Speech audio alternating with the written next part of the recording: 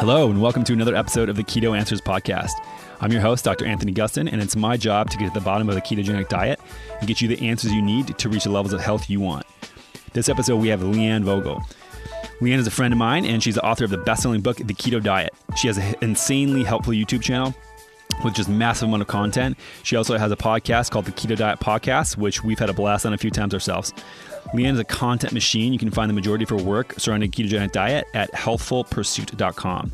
In this episode, we talk about everything ketosis, including the easiest way to get started on the ketogenic diet, how ketosis affects women's health and hormones specifically, and what types of food you should really be eating on a ketogenic diet. I love every conversation I have with Leanne. She's super knowledgeable and really helpful, especially when it comes to women's health and ketosis. There's tons of useful nuggets all over this chat, so tune in and hope you enjoy. Before we get to the episode, I wanted to chat about our sponsor, Perfect Keto. Perfect Keto is all about making a ketogenic diet healthy and accessible. Whether you're reading all of our online guides or articles or enjoying Perfect Keto's exogenous ketones or any other keto-friendly products, everything you need to make keto work for you is at perfectketo.com. I know what you're thinking. Hey, aren't you the founder of Perfect Keto? Yep, that's right. And all of my insanely high standards have been put into making each and every product. My background as a functional medicine clinician helps me craft the cleanest and healthiest possible products and the best information about the ketogenic diet. Head on over to perfectketo.com to learn anything you need to know about the ketogenic diet. And if you've never tried any of our products before, feel free to use the code KETOPODCAST for 20% off your first order. With that being said, let's get into the show. All right, Leanne, thanks for coming on the show. Yeah, thanks for having me. This is awesome. Yeah, so I figured that when I started a ketogenic diet friendly podcast, you were on a very short list of people to get on the show. So thank you for being on. Whoa, I'm super honored. That's awesome. Thank you so much. I mean, you're one of the only people who have really dedicated in the last few years in putting out a massive amount of content and helping tons of people. So I really appreciate that.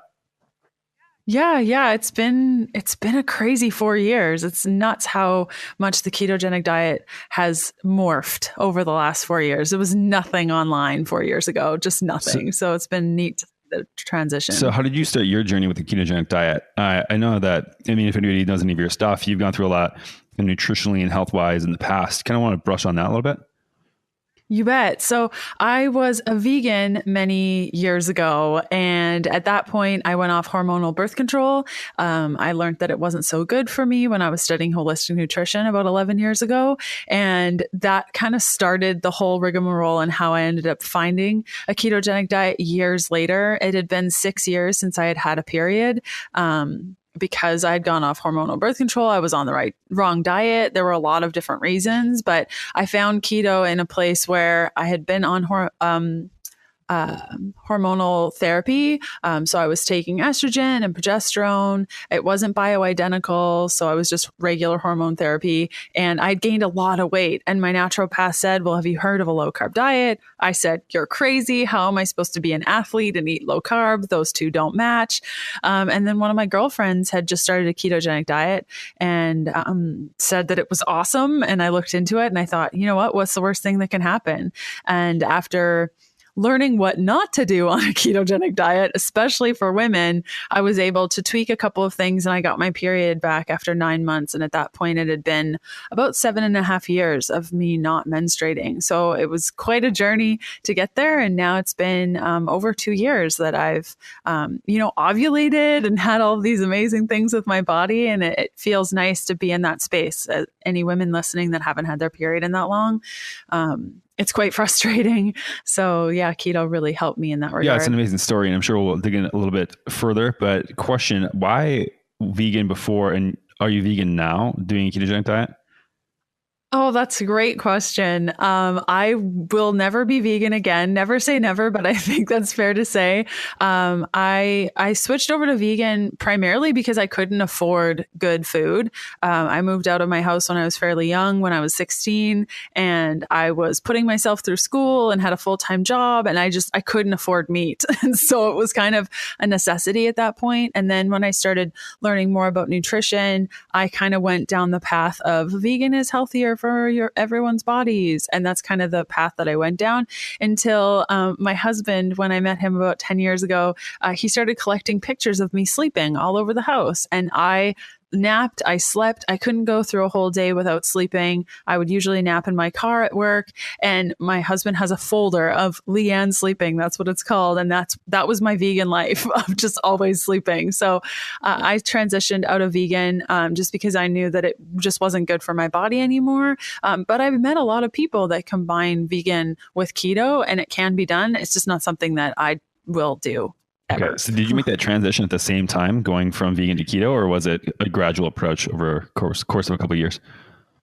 Yeah. So when I was vegan up until a couple of months before I started the ketogenic diet, I switched from vegan to paleo and then paleo to keto. And I would say that transition was about 3 months. But from paleo to keto, it was like the next day. I'm doing this and I've never looked back. So from a paleo diet, you still keep a lot of those principles intact from a paleo type of diet, don't you?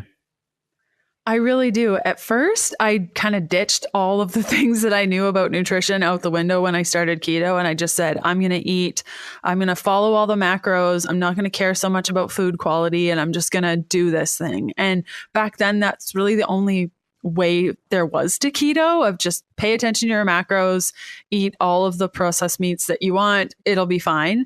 And so I did that and it didn't work. So then I kind of backpedaled, but now I definitely incorporate paleo principles in the ketogenic diet. And that's where I found the most success. It's funny that you say that, especially when it comes to weight loss. There's a lot of people, so we have this big Facebook group, and even people emailing me or reaching out through social media asking, hey, I'm not getting the results I want. Whether that be from weight loss or inflammation reduction or mental clarity. And the first question I ask is, are you eating real food? Like, they're usually like, well, I have cheese sticks dipped in sour cream fried with bacon. Does that count? I'm like, no, it does not count. No, that's not a thing. So I totally can relate to that. So you mentioned a lot about how you weren't having normal menstruation, and that came back after a course of about 9 months. Is that something that you worked closely with your naturopath about, or was it a side effect more so of the ketogenic diet? Yeah, at first I worked with the naturopath just to kind of start on the ketogenic diet. And I did that for 6 months, like what I was talking about with the processed meats and just going that route. And I ended up losing a lot of hair. My thyroid got even worse. I've always had hypothyroid issues. I wasn't sleeping. I had gone 6 days without sleep. And so I switched to not forcing myself to fast. That was a big one. When I was hungry, I was going to eat, and I started incorporating a thing that I like to call carb ups into the mix. And while I was doing that, I switched to working with an orthomolecular doctor just to start looking at the different nutrients that I was lacking. I found that I was very, very low in vitamin A, vitamin D. Most of my fat soluble vitamins were quite low. So for me, it was really about boosting up my ability to digest a lot of the things that I was eating, because although I was eating all of the fats, I wasn't necessarily being able to process them the way that my body probably should have. So I think it was in conjunction with, giving those 3 steps a try, incorporating the carb ups into my already ketogenic diet, not forcing myself to fast and eating when I was hungry, as well as looking at the different nutrients that I was lacking. And really all I did with the nutrients piece is take a bunch of vitamin A and get out in the sun more. That was kind of my takeaway for what I worked with the orthomolecular doctor on.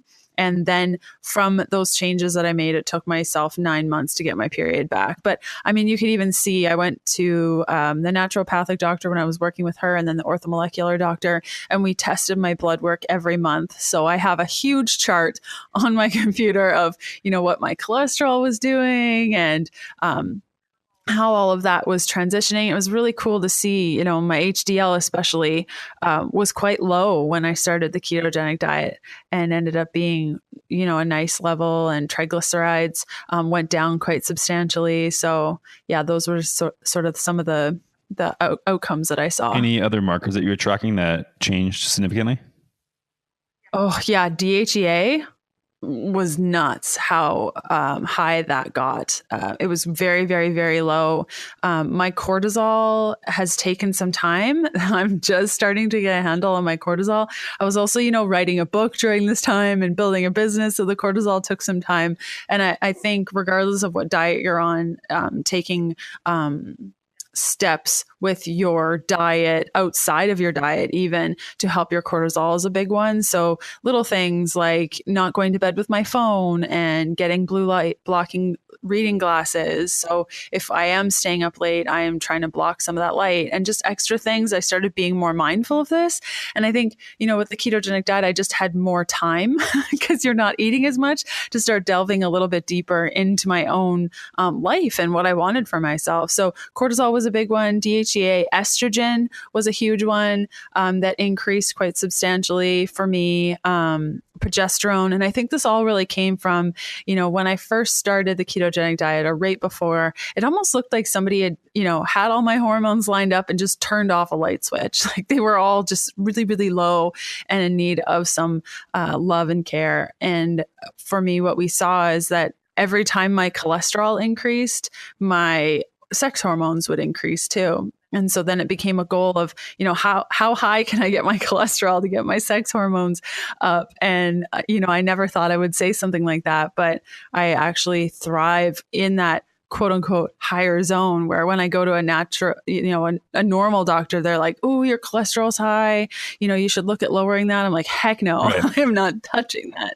That's where the magic happens. A lot of that is precursor to sex hormones. And also, if it's in the absence of like high inflammation or inflammatory markers, which I'm sure on a ketogenic diet for you, did you track CRP or ESR and any of these things? Yes, I did. I did the CRP, and that was tough because we realized it was nuts that made me really inflamed. So now my ketogenic diet does not have nuts, very limited seeds, and no eggs. So that was. And what type of testing did you do to discern that nuts, seeds, and eggs were a problem? Well, it was not so much testing as opposed to just playing around with it. I would go in month over month and we would test the inflammation markers. And then the doctor would say, like, what have you been eating? And I'm like, I totally know it's the eggs. So for me, it was just kind of looking at those foods such as, for a lot of people, it's dairy. And for me, it's dairy as well. But I've known that for a while. Nuts. Could be seeds, eggs. Other people react to even nightshades, which can cause issues. So I kind of looked at each one and removed one food for a month. And then we would look at my markers and see if they were any better. So when he said, your inflammation's not getting any better, Leanne, like, okay, this month I'm going to remove nuts and then we'll test again and we'll see how it goes. And then it was reduced quite substantially. I'm like, okay, cool. So then we'd rock that for a little while and then the inflammation wouldn't be going down as much as we'd want. So then I'd remove another thing.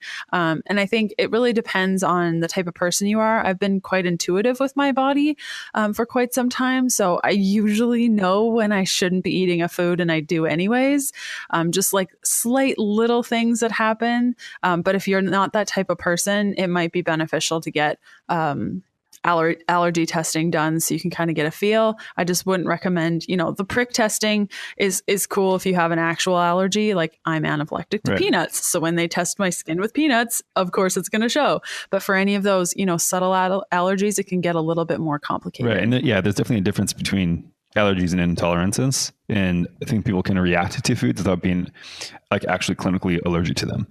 So that's something to be mindful as well. So this is a great approach that you do, very individualized tinkering with yourself. So you were noticing that the inflammation was going down step by step. When you add these foods back in, like you said, you knew dairy was a problem. Inflammation can creep up in people in different ways. Did you notice any sort of symptom that you had, whether that be gut problem or skin issues, anything like that? Sluggish energy. Yeah, what were the things that you noticed that were the intuitive markers for you? This is going to be the strangest thing, but I know this is a thing for other people because I've had this conversation with others. The index finger on my left hand hurts. That is my sign that I ate something I shouldn't have. And for some people, it's other things. I know that, if I have dairy, I get acne on my forehead. And it happens very quickly. Even if I have certain types of alcohol, I'll get acne on my neck, like in the middle of my neck. If I do nuts, it's on acne on my jaw line. So for me, the different types of foods show up in different places, but it's usually acne related. And also the finger. And the finger is really great too, because it tells me whether or not I've had an inflammatory oil. So if we go to a restaurant, we went the other day and I said, like, what kind of oil do you cook with? And they're like, oh yeah, we have beef tallow. And I'm like, what? That's awesome. No, they totally didn't. There was something else in that fryer because my finger was so inflamed I could barely move it. And it's just the one finger. So for other people, it can be other things, whether it be, you know, just like gut pain, or maybe it's tightness in different other joints. For my husband, Kevin, we did a little dairy experiment where he went years without eating dairy. And then my sister got him hooked on lactose-free cheese. He started eating it all the time. And at first it was fine, but you know, he'd clear his throat every once in a while, or he had an itchy scalp a little bit on one side. And I just said, hey babe, these things are happening. He's like, no, that's not the dairy. I'm like, okay. So I just stopped buying the cheese for 2 weeks, and he tried the cheese again a couple of days ago. Totally reacted to it, hot mess really quickly. And I was like, see, so sometimes it can be a really quick thing if you remove it for a couple of weeks and then try it again. Whereas they really do creep up. And you have to be very mindful and honest with yourself with what's going on with your body. So this is a good way to interject the point that ketogenic diet is not just if it's your macros diet. And that it has to be such an individualized approach with all the people that you've worked with and all the people that you've helped with all your material. Would you say that this is one of the most common things that people get stuck on, maybe just looking at grams of fat or grams of carbohydrate they're eating, and really they should be looking at it as an individualized approach? Yeah, I would say there's a couple of things that people get stuck on. And the number one thing, like what we already talked about, is the food quality. And I think that ties really much in line with the macro counting and things. It's like, and also the dairy. A lot of people think, you know, on that standard American diet, okay, let's increase fat. And then the first thing they think of is, well, dairy has fat, so I'll just eat the dairy. And then, you know, 80% of their fat intake is, you know, of their calories, maybe 60% of that is all dairy. So I think too, that whole conversation about the food quality is really important and does tie in with the macros. You need to look beyond that, because like you said, when somebody says that they're not having success in the ketogenic diet, my first question also is, okay, what are you eating? And 9 times out of 10, it's a bunch of garbage that isn't really going to help you. Sure, it'll get you into ketosis, maybe, but if your inflammation gets that bad that you're eating foods that you shouldn't, that can even stop you from maintaining a good ketogenic state. Can also stress out your body a bunch, can also lead to, even I've seen blood sugar go crazy when people are eating foods that they shouldn't be eating, and then they can't get into ketosis and they're frustrated and they're like, oh, this diet doesn't work. And it's like, no, wait, just, you know, like have kale and, you know, saute that in coconut oil, as opposed to, you know, like you said, a cheese stick wrapped with bacon with sour cream, like 2 very different things. Yeah, people on Instagram especially get pretty prideful of the ridiculous keto meals. I think it's hilarious sometimes. So yes. You mentioned earlier as well, when you're going through this journey, there's a few different things you noticed. One was not fasting excessively. Can you go into that a little bit and how that maybe would play into how people would approach a ketogenic diet and intermittent fasting in particular? Yeah, I think especially if you're first getting going and you've read like a couple of books and they're like, oh my gosh, keto, now you don't have to eat as much and you can combine fasting.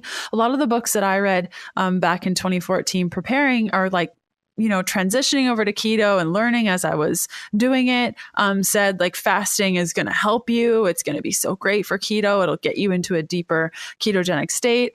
I just thought that if you're not fasting, you're not keto. And I think a lot of people make this mistake when they first get going with keto, is like, okay, I'm starting this ketogenic diet and I also have to only eat for 6 to 8 hours a day. So not only are you transitioning over to this diet that is quite different from probably the way that you've been eating, you're also telling yourself that you can't eat during certain periods. And I made the mistake of, you know, being in that diet culture. It's like, if it's not hurting or it's not hard, it's probably not working. So it's almost like you want to struggle and you want to have a hard time with things to know that it's working. So in the case of fasting, I don't think there was a day in those first 6 months where I woke up not hungry. Like I was hungry and I wanted to have breakfast, but I didn't allow myself to have breakfast because I thought that's what you did.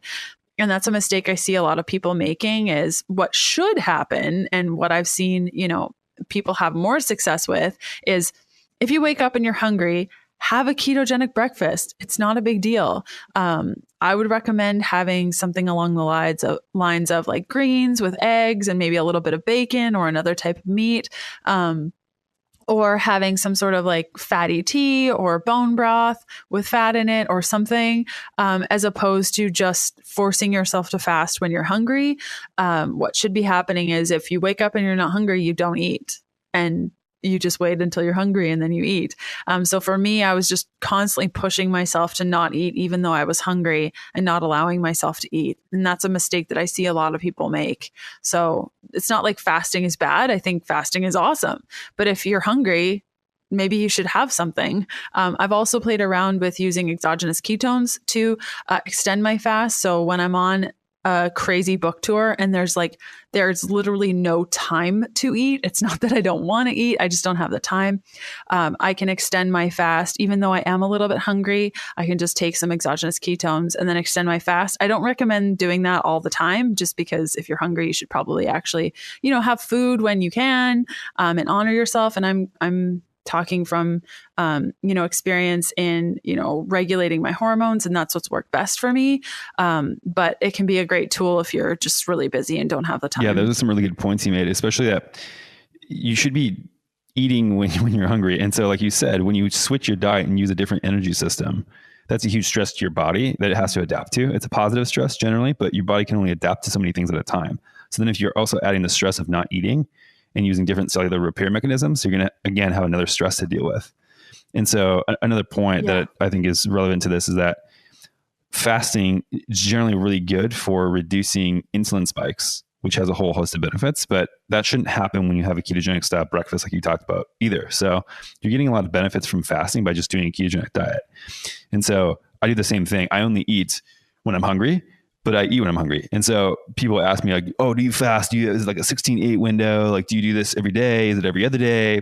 Like, whenever I feel like it, like you said, whenever I'm not hungry, which is the majority of time, because usually how my day is set up, I eat a larger meal at the end of the day. So typically in the beginning of the day, I'm not hungry either. And so, that's one of the things I've noticed that people mess up on a lot too, is they think that these things have to go hand in hand, when, like you said, it should be an intuitive approach to your nutrition and listening to your body. If you're hungry, you're hungry. Another thing about food quality is that if you're skipping on that, then it's really hard to find those real signs of hunger, because you're not eating real food and getting real nutrients. Are there any things that you've noticed working with people when they try to incorporate fasting at an excessive level that they feel symptom-wise? Is it sluggishness? Is it higher inflammation, kind of stress response type of stuff? That's a good question. Forcing yourself to fast even when you're hungry. I'm trying to think of, binging. Duh. One of the main things that took me a little bit, I'm like trying to think of the conversations I've had. Yeah, binging is huge. So what I normally see happening is somebody says, very much similar to what you just said, is, do you do the 16-8 thing? And then the 16-8 thing means to most people, I do this every day. This is what I do regardless. This is what I do. And so people will do that and do that and do that. And they'll continue to maybe be hungry in the morning or hungry at night, or maybe not even hungry when they're supposed to be, quote unquote, eating. So it just screws up their ability to really listen to their body. And the more you hush your body, usually the louder it gets before it just stops talking to you. And when it gets louder and louder and louder, that's usually when a lot of people will start having food cravings. And all of a sudden you're watching somebody eat pizza and you're like, that looks so good. And it just screws up a lot of your natural ability to understand what your body actually needs. And it's very much like a muscle. If you're not, using that muscle, it gets weaker and weaker, and can also kind of fight back at you and cause you to eat more than you actually want. I know when I was playing around with fasting and doing a 24 window, which means I was fasting for 20 hours and then I'd eat for 4 hours of the day, which I would never, ever do again, because the window was just so small. I would all out binge for that entire period and be so uncomfortable and so full and just so not in touch with my body.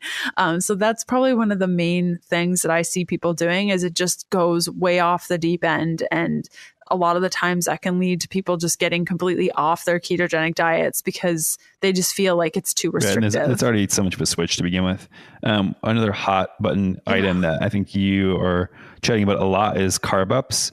Can you explain how you approach that and if that viewpoint has changed over the years? It's so changed over the years. So when I first started the ketogenic diet, I swore off most carbohydrates. I ate about 20 grams of carbs a day. I counted absolutely everything. I was quite a fat burning machine come 6 months from then, but I also had a bunch of issues. So at that 6-month point, I was reading a whole bunch and researching everything. And I happened on more of a cyclical ketogenic practice, which at the time, most people that were cycling through their carbs were bodybuilders, and they were eating a ketogenic diet through the day and then pounding the carbs at night. There was a big thing back then called carb backloading, where you can still go on YouTube and see these big, bodybuilders eating a ketogenic diet. And then after their workout, they go to Krispy Kreme and they get a bunch of donuts and pound them back, and then their muscles get bigger. And so back then that's really all there was. But now things have definitely changed. And, I kind of looked at the two different sides of it. On one side, when we eat carbs in the morning, which is what I used to do before I ate keto, you are further increasing your already elevated glucose and insulin levels. You're probably going to have brain fog, and that's never a good thing. It's an instant stop to your natural morning fat burning processes and other things. And so I said, I think this macro is definitely the answer to what I need. Like perhaps I removed too much of it, but I also don't want to bring it back, because if I eat those carbs throughout the day, I'm going to be dealing with the brain fog and the tendency to want to eat carbs more through the day. And that's how I kind of transitioned over to, okay, well, what would happen if I ate the carbs at night? And so we're not talking about a lot of carbs. If you think of your body, when I'm on a book tour or something, I jump back and forth through the stage. So I'll try to do it just with my voice. But on one side, when you are a glucose burner, you are burning glucose. That is what you do. You're not metabolically efficient. When you start eating keto, your body's like slowly moving over to wanting to burn fat. And it's like, okay, I'm not really sure of this, but we're just going to go with it until you really get into that fat burning mode. When you're in that fat burning mode, it's quite effortless for you to burn fat, but you can also burn glucose quite easily. So you can jump back and forth quite effortlessly once your body gets attuned to being able to burn fat and prefer fat. So what I started doing is in the evening, once a week, when I first got started, it was just once a week, I would have like a small sweet potato with my meal. And I would take out some of the fat from my ketogenic meal for just dinner, and I would put in some of the carbs. So if I were having, a high fat meat like brisket sauteed with bacon grease, I would maybe, choose a chicken thigh without the skin and then put in a sweet potato. So you're kind of taking out some of the fat, putting the carbs in, and then I would eat that carb. I would go about the evening, I would sleep, I would wake up, and I'd be back into ketosis. And I'm like, wait a minute, what? Like I would test my blood ketones, they would be fine, I would feel fine. And so I continued doing that. And I found the more often I did it, the better my hormones responded. And so what I see is if people are, having carb ups, say what I went to is every day. I was highly in fat burning mode. I was still registering ketones about 1.5 to 2.3, depending on how many carbs that I had. I would eat keto all day. And then if I was doing carb ups every day, it was like a small amount of carbs at dinner, like half an apple on a salad. Like that's really all it took. And then the next morning I would feel great. And it was easier for me to fast. I was slowly starting to be able to build more muscle. My sleep quality was getting better. My mood was getting a whole bunch better. So I just continued on that until I got my period back, and then slowly pulled back to the point where now I probably have a carb up maybe once every 2 to 3 weeks. Okay. So yeah, this is another thing where it's been an adaptation and not a rule. And I think that's really important for people to realize. Yes. Also, you're eating a small sweet potato or half of an apple, not gorging yourself on cherry turnovers.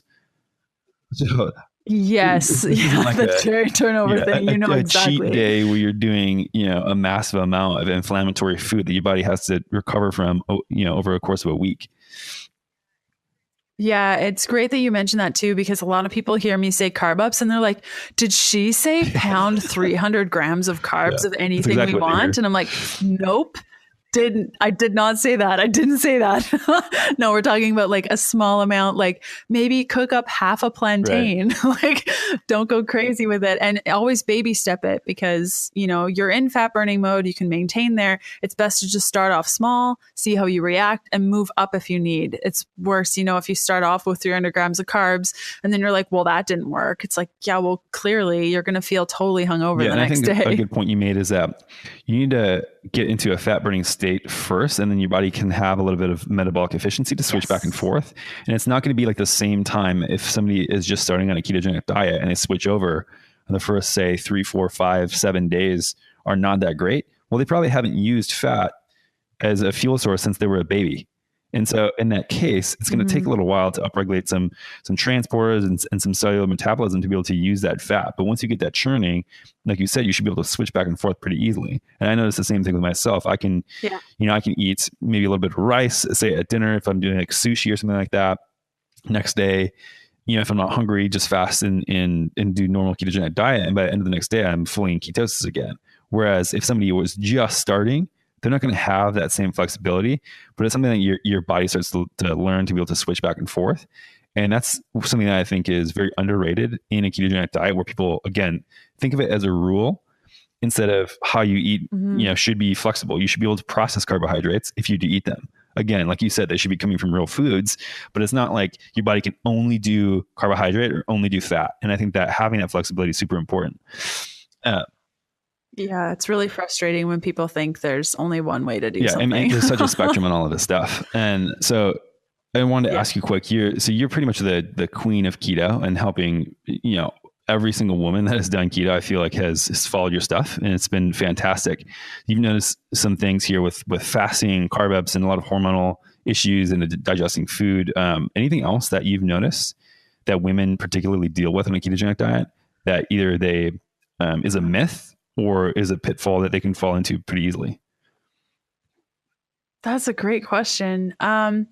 I think the calorie piece is also important to note. When I first started the ketogenic diet, and what a lot of women do is we just, use our dietary goals to kind of influence how we want to approach our calories. And so when I first started the ketogenic diet, I said, well, I want to lose weight with this, so I'm going to eat 1,200 calories. And so I did that for quite a long time with fasting, and that's what caused all of the issues. So I think a better approach, and what I've seen work better, is when you start the ketogenic diet, if you're a volume eater, keep this in mind. Because what a lot of women face, and even men too, is if you like to feel the fullness and you use a bag of Costco size nuts to get full, that's not going to work in your favor. So they do, calories do play a role, but especially if you're a volume eater. But if you don't like to feel the fullness and you're good with just like, hey, I ate, I'm good, then I would just go off how you feel for the first 30 days. I wouldn't test anything. I've seen testing be so detrimental to people's progress, where, they start the ketogenic diet and they're testing their urine, they're testing their blood, they're jumping on the scale 4 times a day, and they're like, why isn't this working?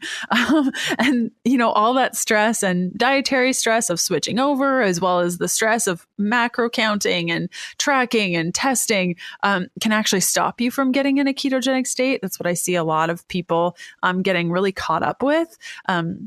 Especially if you have a history of dieting. And so you're, applying this 1,200 calorie goal in mind, and you're not eating enough, plus you're trying to transition. It's just all stress, which can stop you from burning ketones. So I think, it's kind of like all things at once of problems, and it all kind of stems off one another. So if you're starting the ketogenic diet, I would just say, set the intention of eating a bunch of fat and lowering your carbs, and do that for like 2 weeks until you get a really solid handle on it.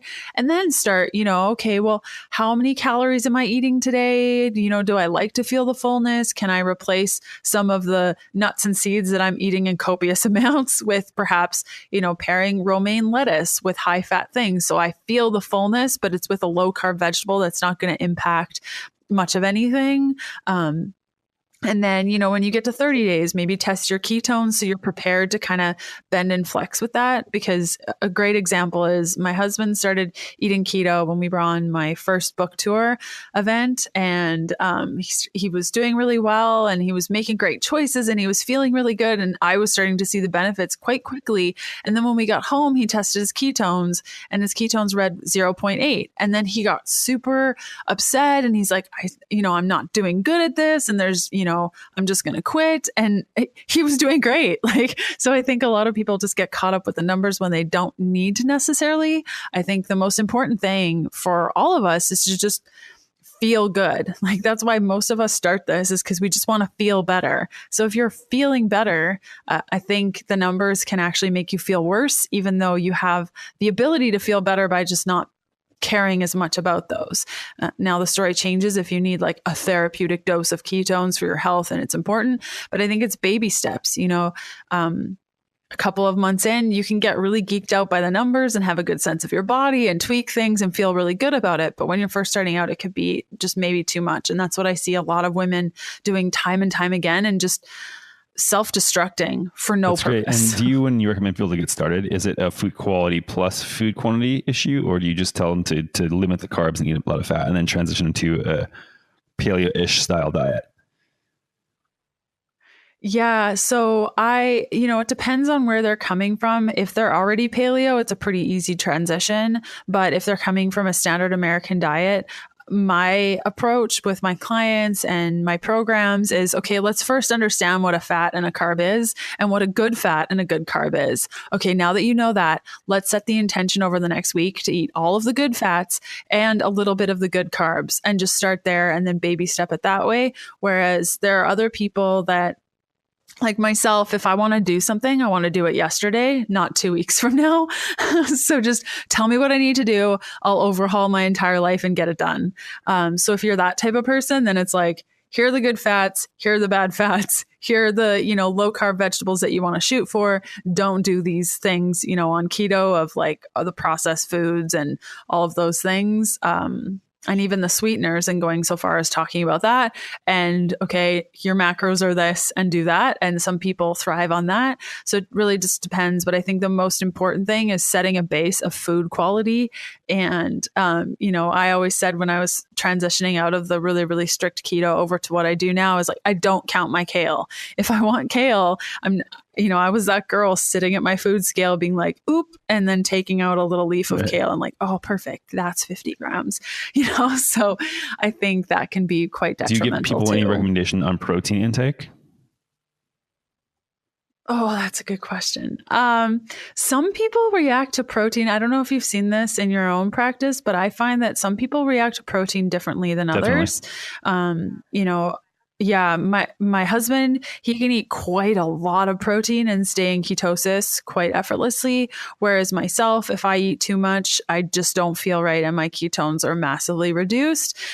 So I like to just say, for the time being, when you first start off with keto, probably the best approach, if you want to keep it really easy, is your weight divided by 2 is how many grams you want to shoot for protein, just to sort of set a base. So if you weigh 150 pounds, then you would do 75 grams of protein. And that's kind of the place you would start. And I find the best place I can be with protein is 68 grams. Exactly. And that just took, 68 grams. Exactly. That is where it's best. But that, I've been doing this for 4 years. So, I tried 75, I tried 120, I went down to 50, and you just kind of get a feel for where you feel best. And for women, especially, and something that we haven't chatted about is it changes with where I'm at in my cycle.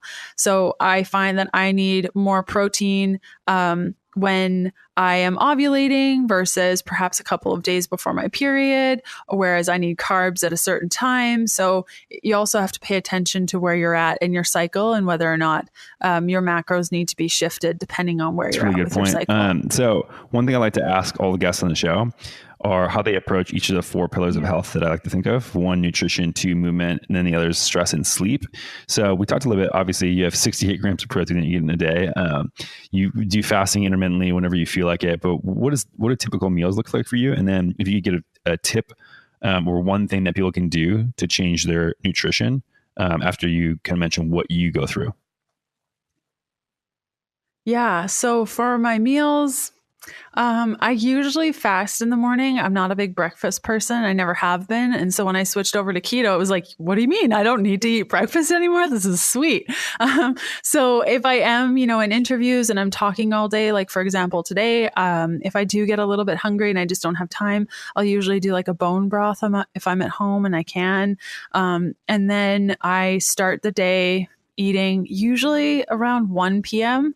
That's kind of where I find is the best time for me. And what all my meals look like when I'm eating solid food is basically like a bunch of greens cooked with some sort of fat and some sort of protein also cooked in fat with maybe like I do sometimes a little bit of pumpkin seeds on there. I really love the mixed greens like you get at Costco. And I just make big salads out of that and like drench it in olive oil with a little bit of pumpkin seeds. And I like chicken thighs. That's kind of my go-to. And I cook those up in coconut oil or whatever fat I have.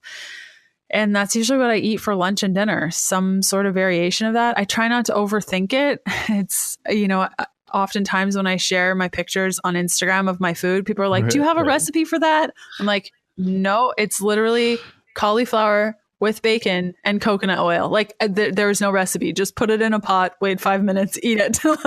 So I try to keep things really, really simple when it comes to meals. You mentioned movement. I like hiking. I realized I actually hate going to the gym. I don't like going to the gym. I don't like that experience. We live full time in our RV and we travel all over. So also finding a gym and dealing with that in new cities is just a headache. So instead, we hike every day and we find new places and we get out in nature. And I enjoy that. And I think for movement, it should be really important to find something that you love to do and that you enjoy doing. Therefore, you'll do more of it. Yeah, that's something that you're going to do more of. Like you said, the stuff that you like to do is what you'll actually do. Yeah, like today, I can't wait to finish all my calls so we can go climb a mountain. And I'm really excited because we're going to see new things and different rocks. And, we take breaks and we look at the different rocks and the different plants and I'm learning things and I'm Googling stuff like, why does this rock have this for me? I'm kind of geeky that way, but it's cool because, you're learning and you're walking and you're going up a mountain or down a mountain or across the prairies or whatever you want to do. It's just nice to love what you do when it comes to the movement of your body. So that's one of the tips for movement. And do you want me to touch on stress and sleep? And how you manage that? I think you mentioned a little bit before and how you approach that, but any other techniques that you use? Yeah, stress. I like to do breathing exercises a lot. I am known for my breathing exercises. And that's just, if I'm feeling a little bit overwhelmed and I just need a moment, I'll close my eyes and count to 5 up and 5 down, and then 6 in and 6 out, and then 7 in and 7 out until I've kind of calmed myself. And counting your breaths in and out and increasing that way is something that I learned in yoga many, many years ago. And it's kind of just stuck with me. And that's usually all I need to kind of get out of a funk. And also stress is massively reduced with my movement practice. So I'm very good at being like, okay, I need to step away from my laptop right now. I need to go for a walk and just to move my body and get outside and get some sunshine. And also, setting up clear boundaries for myself and learning how to say no to people. That was a big one when it came to stress of like, you can't do everything. You don't want to do everything. Choose the things that you like doing and, say no to the things you don't want to do. I don't want to, we're staying in the US right now. My family's in Canada. I don't want to fly up to Canada for the holidays with flights and family and food and all the things. I just want to, be quiet this year, and that's okay. And that's what you feel like doing. And a lot of people, I think, get anxious about making choices for themselves and feel like it's selfish, but you have to put yourself first so that you can show up bigger for the people that you really care about. So that's something that I've incorporated a lot. Love it. How's the sleep been in the RV? Really? Oh, it's sleeping under great. the stars It's or what? great. Yeah, we've been doing a lot of that. I think, there are certain places where unfortunately you have to park on the side of a highway and it's really, really loud. We do not like staying in RV parks, which is where we are currently. So those are just louder. There's more people. We love boondocking, which is dry camping, where you just set up camp in the middle of nowhere and there's no humans, there's no nothing. And then sleep is just the best. It's the best sleep. It's amazing. And I think, as long as we don't watch TV too late or we're not working too late, then I usually have a good sleep. But I think it depends on, how you set up your evening. I really love having quiet time before we go to bed, where we're not really doing much of anything. Maybe we're playing a game, and just taking it easy. That can be a nice way to wind down. But yeah, it's been awesome in the RV. Do you have a certain sleeping. amount of It's hours great. that you go for? I don't really aim for anything. I think the main thing is just I really don't like setting an alarm, and I'm able to do that now that I work for myself. And it's taken a while, but my magic time is I go to bed around 10:45. I'm probably asleep by 11, and I wake up like at 7:30, 7:38, somewhere in there. And I don't set an alarm. I just wake up naturally. And so I find that that's kind of like my sweet spot. If you don't have the ability to set, to just sleep till when you want, something that I did when I was working is I just go to bed a little bit earlier until I woke up naturally at a certain amount of time. So you can kind of play the opposite game of, okay, well, if I go to bed at 9:00, if my alarm goes off, am I already awake? Or if I go to bed at 8:30, when my alarm goes off, am I already awake? And kind of play that game of, set your alarm, but try to make sure that you're up just before it goes off. So you can kind of play around and see what time it's best for you to wake up. But my time is like 7:30 to 7:38. 7:38, 68 grams of protein. Love it. Yep. Yeah. So your It's book too and great. YouTube channel are one of the few places where I consistently recommend people to learn about the ketogenic diet. Is there anywhere else that you want to show people where your content lives, or anywhere to find anything else about you? Yeah, so you can head on over to my blog, Healthful Pursuit, for kind of like all the podcasts, all the YouTube videos in one place. And my podcast name is The Keto Diet Podcast. I know, super original. And then you can get my book at any bookstore, really. And you can also get it on Amazon. It's bright, it's orange, it's in a lot of the Costco's too, so you can probably find it there. Yeah. And those are all the places. Also on Instagram. I love Instagram. It's just Healthful Pursuit. You can even search for like keto Leanne, I think. Awesome. And you'll find and me your just podcast, fine. again, is just tremendous. I've been lucky enough to be on there a couple of times, and every time just such great questions and great community of people who listen to that show. So good work. Thank you so much for doing what you do and focusing on quality in a ketogenic diet. I think that's super important that a lot of people aren't doing now. And I know you have a busy schedule, so we'll get off the horn here, but happy to get on the phone with you, and we'll chat soon. Okay. Yeah. Thanks so much for having me. Take care. All right, everyone. Thanks for listening to another episode of the Keto Answers podcast. I hope you enjoyed it, but even if you didn't, I would love a review. Just go over to iTunes, wherever you listen to your podcasts, and pop in a review so we can get found by more people, get better guests, and have the information that you need. So please go to iTunes, wherever you listen to your podcasts, and leave us a review. And if you're new to keto, head on over to perfectketo.com/podcast and enter your email for all our top tips and guides on getting started with the ketogenic diet. Thanks, and we'll see you next time.